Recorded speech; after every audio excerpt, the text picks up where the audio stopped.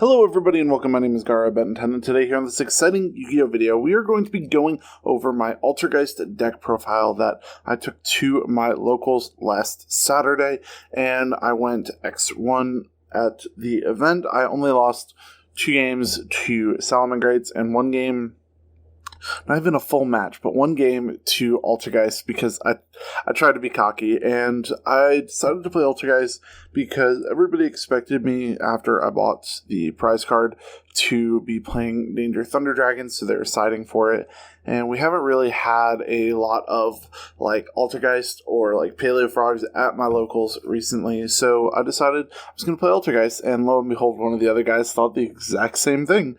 So round 1, I had an Altergeist mirror match. Round 2, I was fighting against Danger for Hire, my friend Cody, of course, and he sided 9 back row removal against me, but I 2-1'd him. I 2-1 the Altergeist player, and then I lost 1-2 against the Salamangreat player.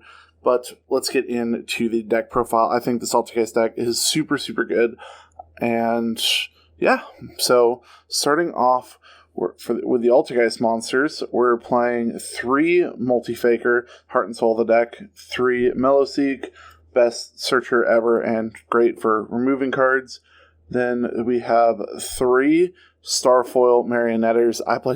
Anything that I can play Starfoil in Altergeist, I play Starfoil just because I like the rarity. And then we're playing 2 Sliquidus.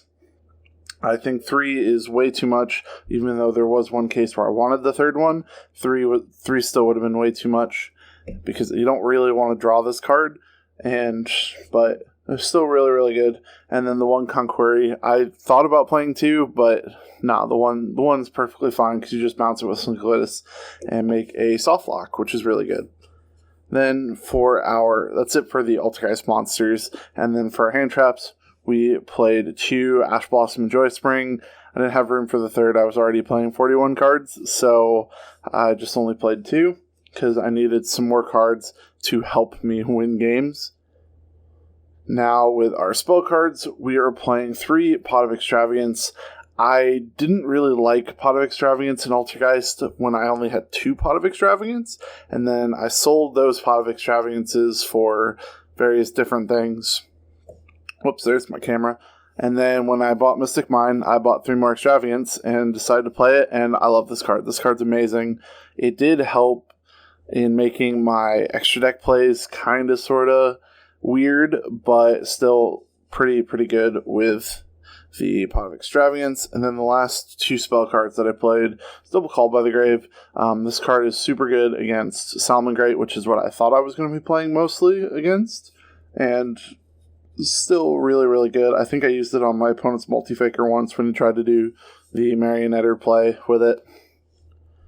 Now, for the Altergeist traps, I played 3 Personal Spoofing, super good, 2 Protocol, and then I played Double Manifestation.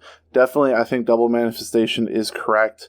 I may want to cut down 1 Protocol for like another Ash Blossom or something, but Double Manifestation is really good.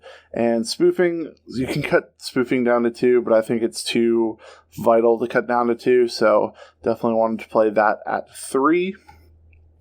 And now the cards that win games and helped me against when Cody had the 9 back row cards.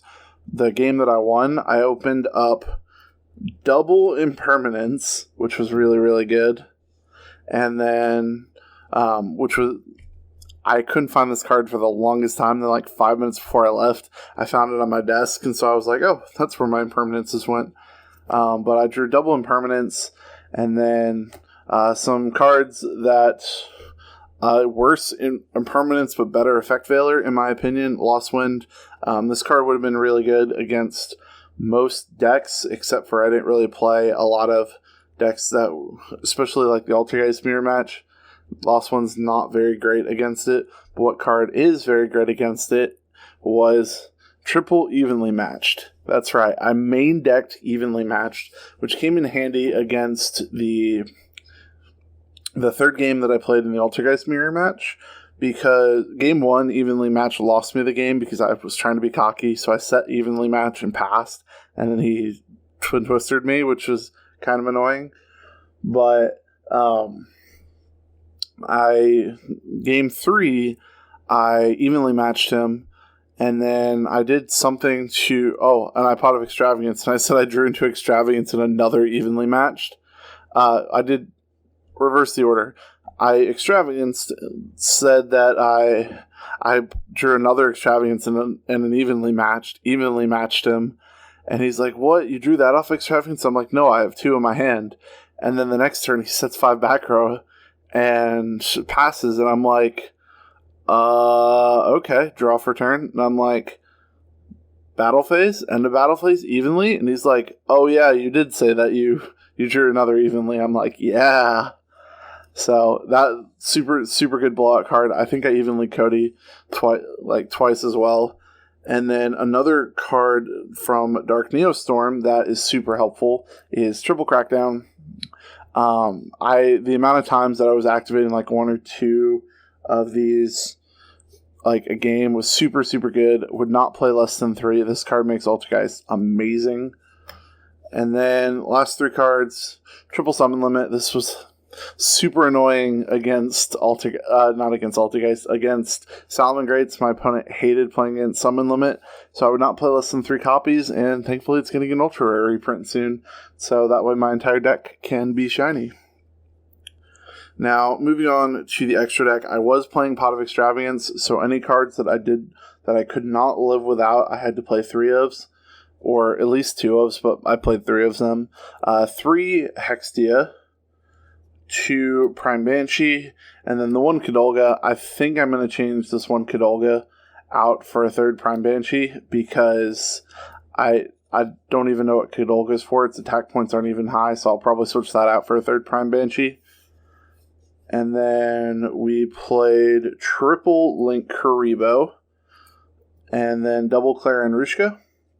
Now, I wasn't playing Secret Village, so Clara and Rushka didn't come up that way, but I was scared that I was going to banish, especially activating multiple extravagances, that I was going to banish all my ways to send Mellowseek to the grave.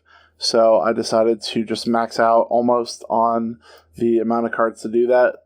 Turn 1, you don't have a main phase 2, that's why I didn't care as much about Clara. And then for just our generic Link monsters that you never go into when you play Altergeist, 1 Unicorn, Cerberus, and Phoenix, and then the 1 Boral Sword. Boral Sword was for like if I crack down like a Link 2 or something.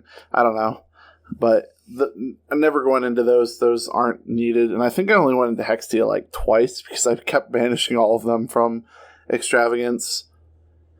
Now, for my side deck, I played triple Inspector Border. Never really, I used it once and then it got cracked down, which kind of made me sad. Triple No Material. This card would have been super, super good against the For Hire player, but he Called by the Graved it.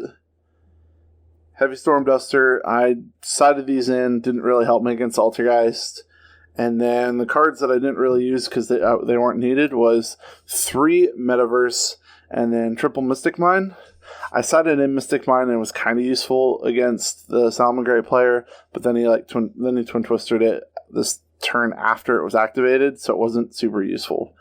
But yeah, guys, that is going to be it for my Altergeist deck profile. If you guys want to see more videos talking about Altergeist and what happened to the deck, then make sure to smash the like button, leave a comment down below what kind of videos you want to see, and I'll see you guys next time. Peace out.